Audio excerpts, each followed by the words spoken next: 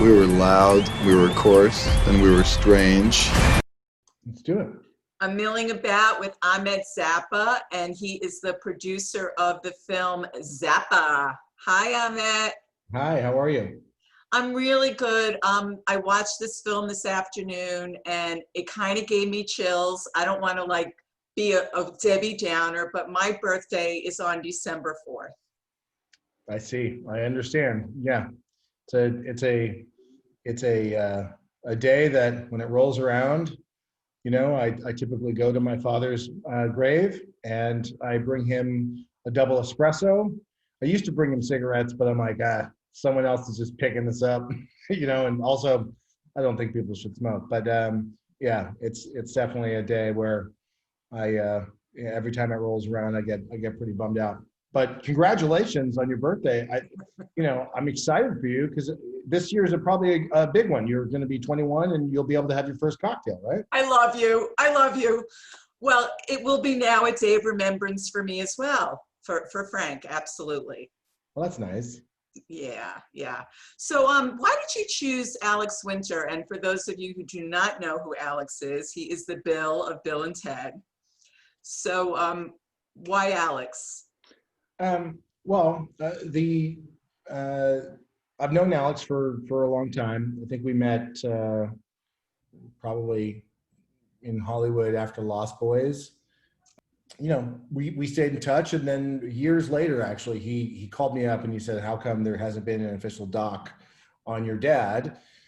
And I kind of gave him the lay of the land, which was, we've been asked. My mother was always my father's partner in crime in the business, and my mother was someone who would call me into anytime there's a film conversation, because that's part of my background of as a filmmaker and working in the entertainment industry.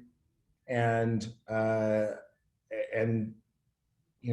said, I gave Alex the truth. I said, well, look, it's not for the lack of people, that people have tried, but let me try to help you out. I'll introduce you to my mother, who was ultimately, she ran the business and it was her say.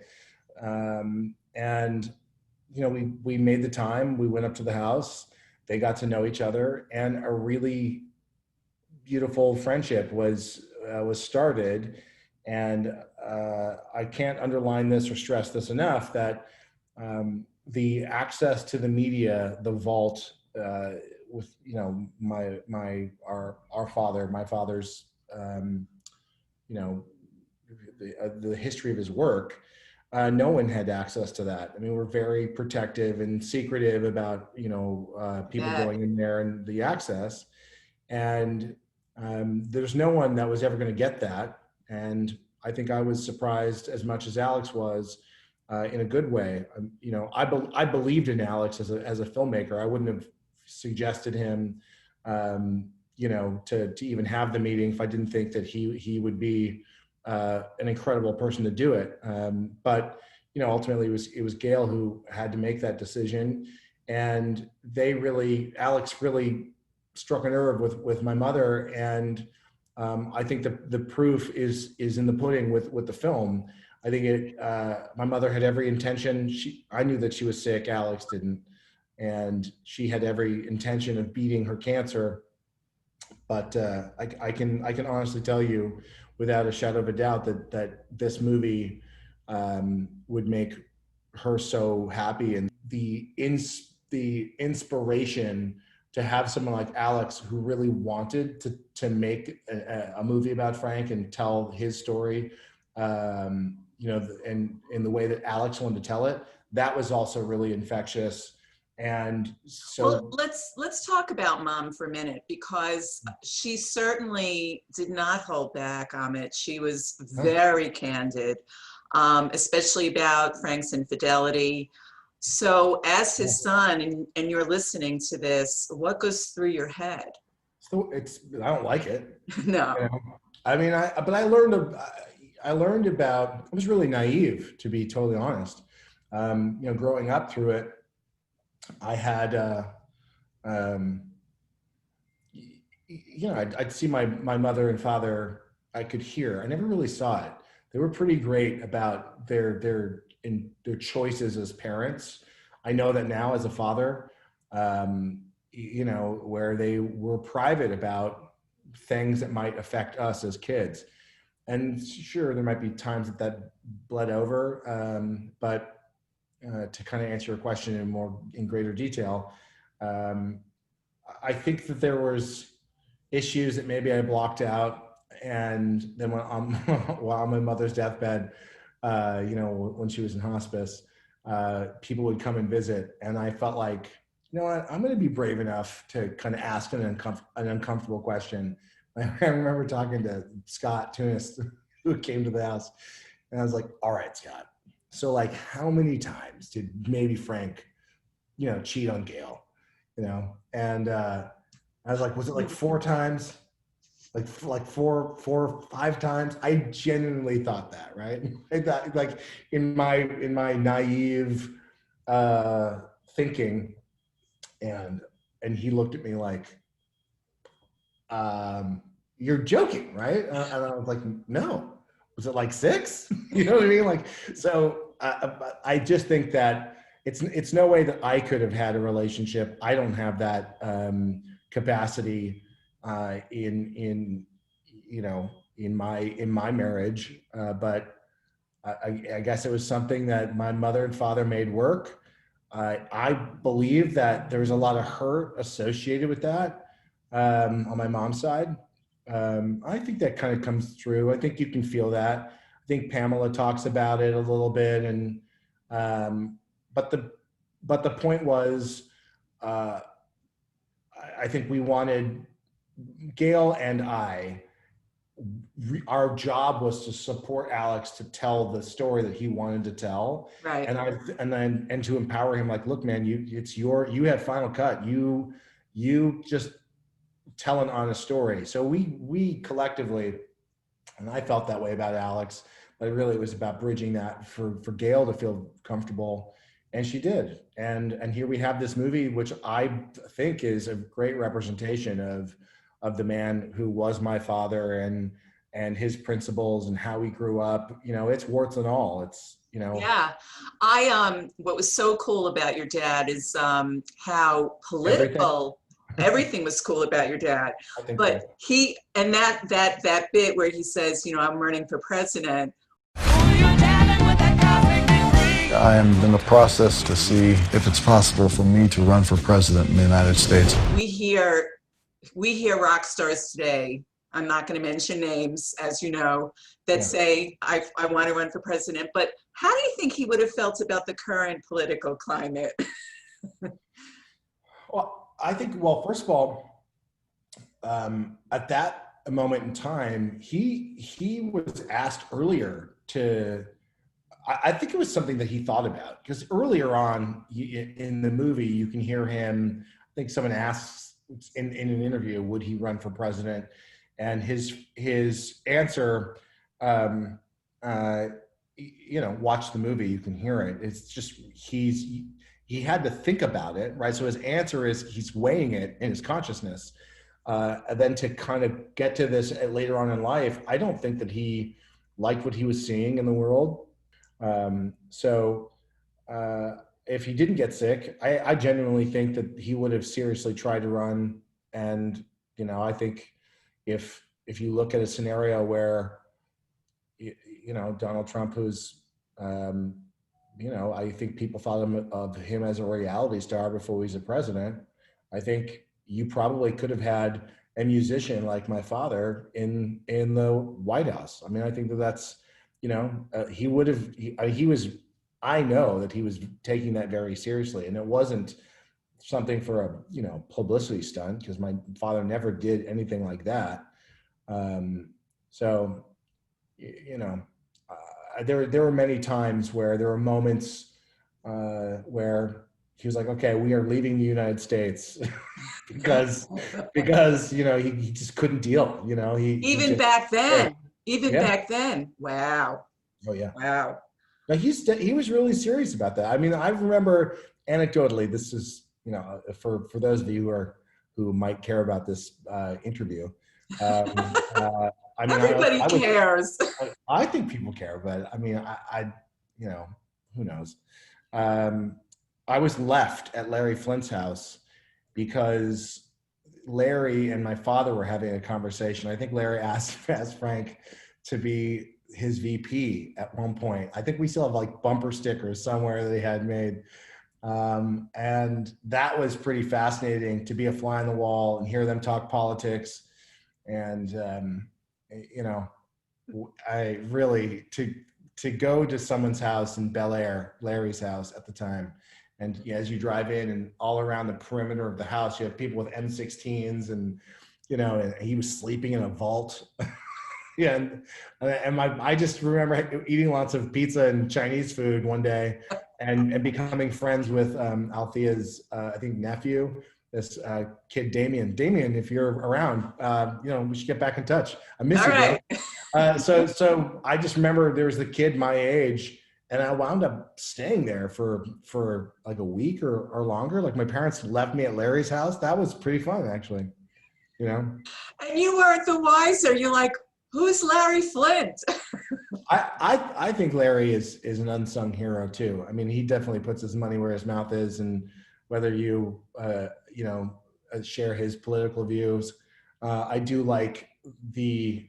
I think he's a patriot and a hero.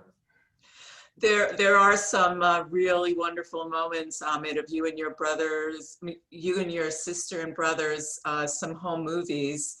And you looked like such a cute little kid. I mean, you haven't really changed that much. I'm just follically challenged and clinically obese. No big deal. Yeah, I mean, seeing a lot of that footage in the doc. I mean, there's so much that was discovered. A bunch of things happened after my mother passed, and I'm really grateful to the fans and Alex having done a Kickstarter and really was like, look, I think this could be helpful because we discovered that a lot of the film was dying, you know, because it just doesn't have the shelf life, right? It just starts to melt. Yeah. And we were in jeopardy of it because then once that starts releasing its gases and it starts affecting other media that's on the shelf, right? And it just was going to be disastrous.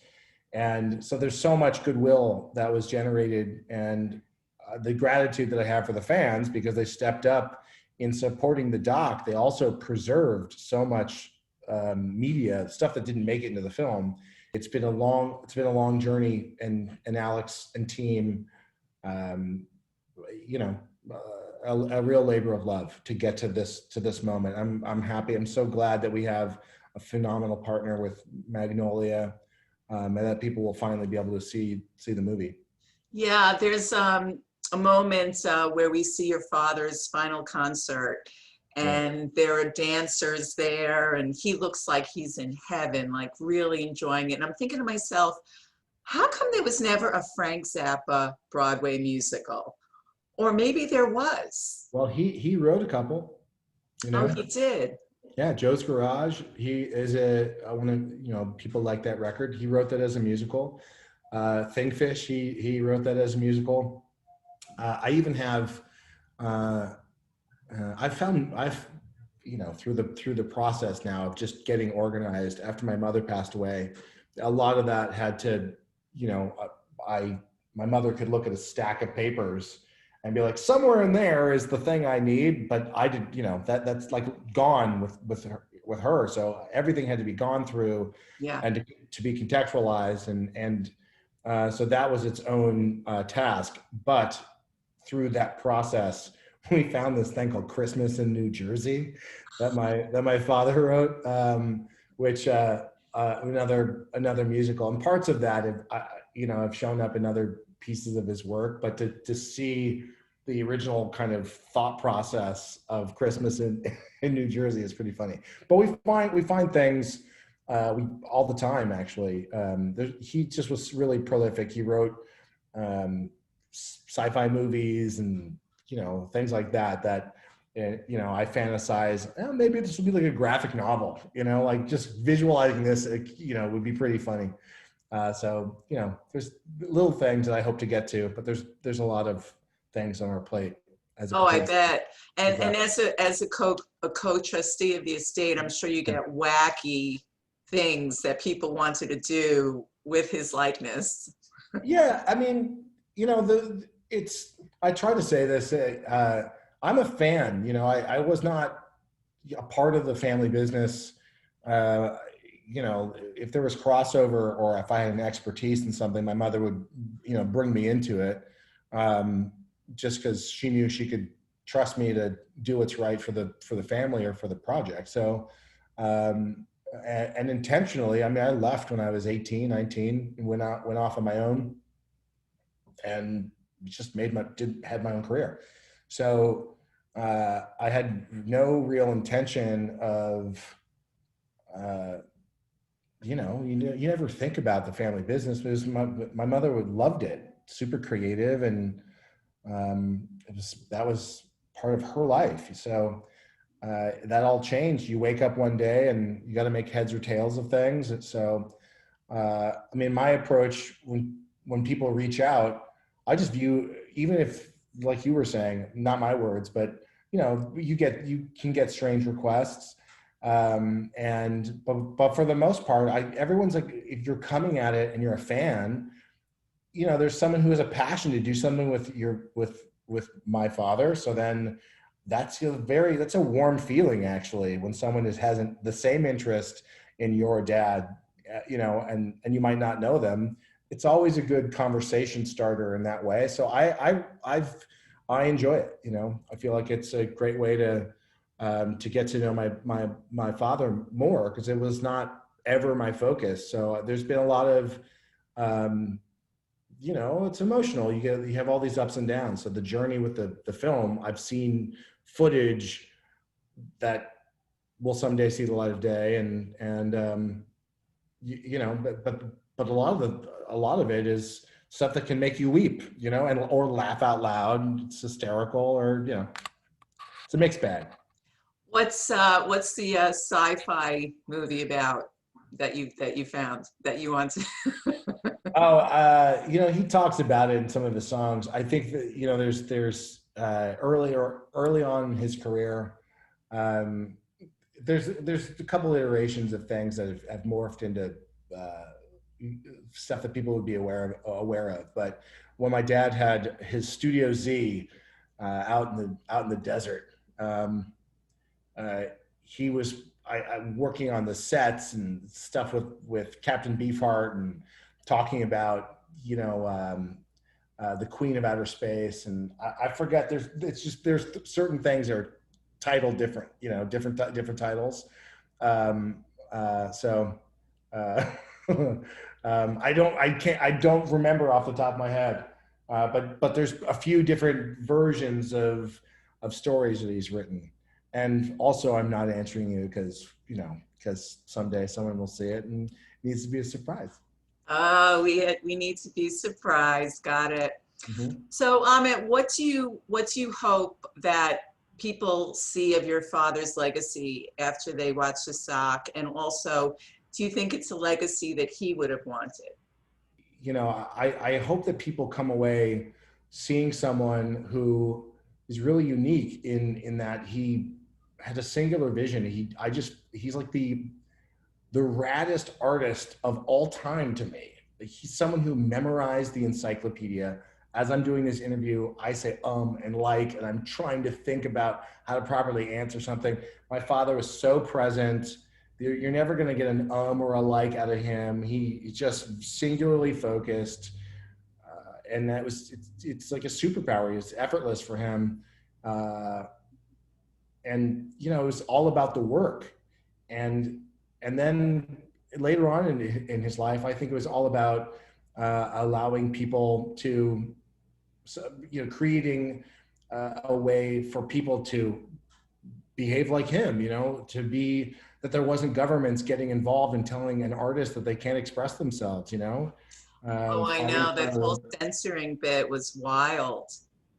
Yeah, and I think that's really that begot him wanting to be, the president, of seeing where things were going. So, I hope that really when people see the movie that they feel inspired and they believe that they can be the masters of their own destiny, and that you can, you know, you will be rewarded for sticking to your guns and your beliefs, even if they're different from someone else's. My father respected that. You know, those are things that are instilled in me, and what I try to pass on to my children is that our differences don't make us enemies. They, you know, it's to be celebrated. And I, you know, I witnessed my father was so interested in everyone's story. And that was infectious. You know, I mean, you know, my father was this extraordinary person. And my version of like heaven on earth is like, I wish that I could have like a diner and just make pancakes for everybody all day long, just so I could hear their stories. Because in my head, you know, it would be late at night and my friends would come over, and it would either be like, let's go to Dupar's and get some pancakes or get some pies, or Frank wants something. And so like, this is like this beautiful thing that I experienced while he was still alive, where, you know, he was just he was so curious, such a curious mind. And that all got then reinterpreted into his work. So I don't know. Well, it's certainly a beautiful legacy, Ahmet, and thank you so much for joining me. It was such a pleasure talking to you. Likewise. Thank you, Robin. Yeah, and so we can see this documentary coming out November 27th, yeah? Well, we lovingly call it Franksgiving, the day after Thanksgiving. So people can enjoy it on Franksgiving, and I hope that they do. And you know, I hope people then go and enjoy more of Frank's music, and you know, stay active in their communities. And I hope that people aren't COVIDiots and wear a mask and you know, pull together and treat people with respect. And you know, that's definitely what Frank would have done. So hopefully that comes across, and we can live in a society where we can appreciate everyone for their differences and celebrate people for their differences and learn from one another, and get by the hard times with comedy. Because see, you do have your father's wit. I can hear it. It's coming through. That's nice of you to say, but you know, he was one of a kind, you know. Absolutely. Thanks again. Take good care. Thank you, Robin. Bye. Bye-bye. Frank embodied everything. You couldn't say, oh yeah, that's rock and roll, because it wasn't. It's jazz. No. It's pop music. No. Well, what the hell is this? It's Zappa. Always news. Always refreshing. Always candid. Always milling about. Robin Milling delivers what celebrities are saying to you.